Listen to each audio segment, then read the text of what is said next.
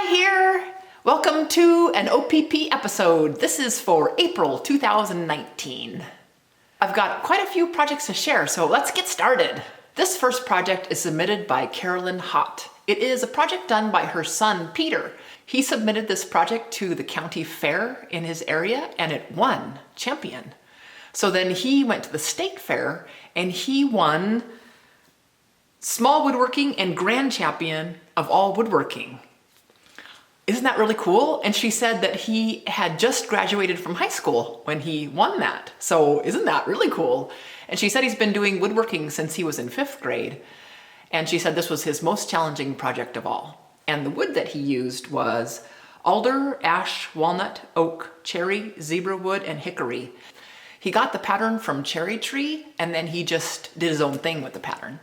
So very cool, Peter, and thank you so much for sharing that, Carolyn. The next couple of projects are from Ron Sweat, and he is from Florida. And he made this Shalom Puzzle.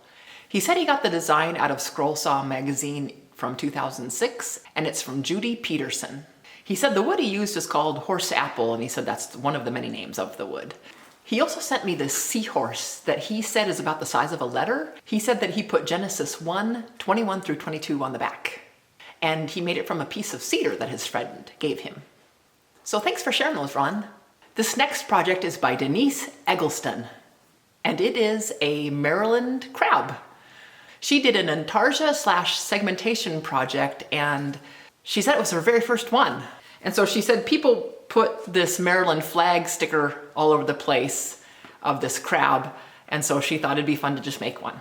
So she used yellow heart, bocote, bloodwood, and basswood for all of the pieces. I think the project turned out awesome, Denise. Thanks so much for sharing it. This next project is from Phill Gavin.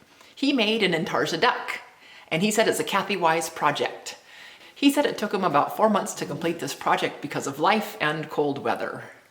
The woods he used in it are oak, wenge, elm, beech, iroko, ash, ebony, movingui, maple. He painted those spots blue and white, and then he dyed the oak green, and then he finished everything in beeswax. Thanks for sharing that, Phill. This next project is done by Jamie Page of JP Woodwork. It's a scroll saw work of Bobbie Duke. It said it took him 15 hours to cut this, and then he took it and he went from the UK where he lives over to the Atlanta woodworking show and he gave it to Bobbie Duke. So isn't that awesome? He also has a video on his YouTube channel of him making this project and presenting it to Bobbie Duke. So I'll put a link to that down in the description.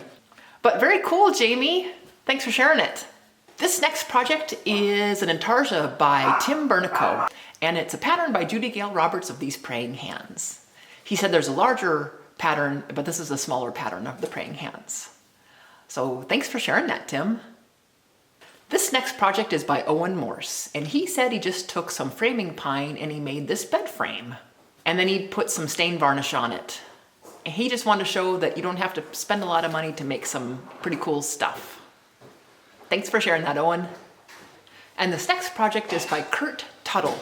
This is an Intarsia pattern by Kathy Wise, but he decided to do it with routering and painting. So I think it looks great, Kurt. Thanks for sharing it. This next project is a necklace tree by Ron Borman. He lives in Ecuador. He's a missionary down there. And he made this for his daughter. The wood he used, he said, is called Sandy Roja by the locals. And the tools he had were a handheld jigsaw, and he cut out all the pieces, and then he shaped it all with a rasp. And that's really cool, Ron. You did an awesome job. And rasps, I just used one for the first time just a few weeks ago. So thanks for sharing that.